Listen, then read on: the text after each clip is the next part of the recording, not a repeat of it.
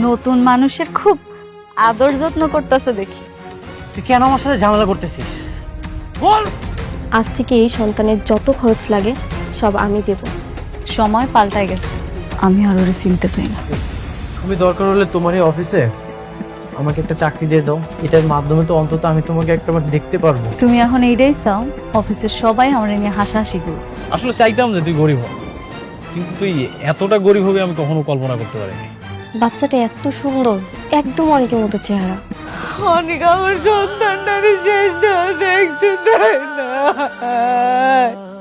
আমার লেভেলটা না তোমার মতো এরকম নিচু স্থানে না। শালিমা আমাকে তার পার্সোনাল অ্যাসিস্ট্যান্ট হিসেবে চাকরি কনফার্ম করে দিয়েছে।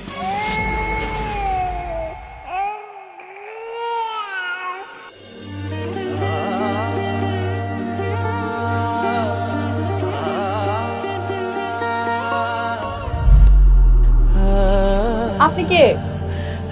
আমি অনেক এদিক দিয়ে যাচ্ছিলাম, বাচ্চার কান্নার শব্দটা শুনে এখানে আসলাম।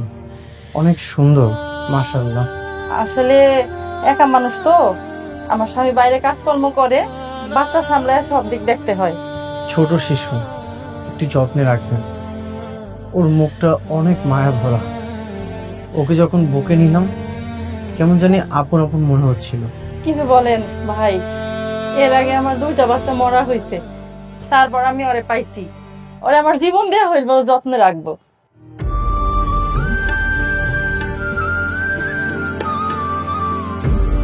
আমার কাছে তো তেমন টাকা নেই, আপনি টাকাগুলো রাখুন, যদি কিছু প্রয়োজন হয় কিনে দিবেন। না না থাক, টাকা লাগবো না, আপনি ওর জন্য দোয়া করেন, তাইলেই হইব।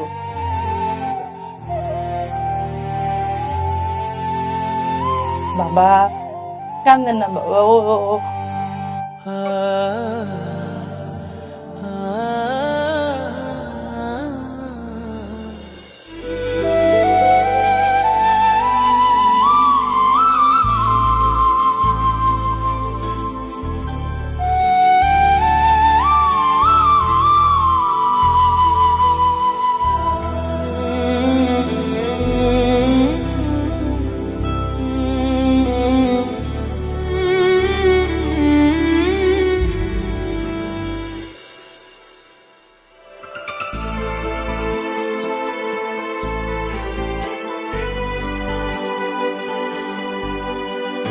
আঙ্কেল, আমি আর পারছি না, অনেককে সবকিছু বলে দেওয়া উচিত।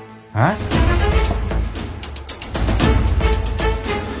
আরে কি বলো বোকা মেয়ে, মানে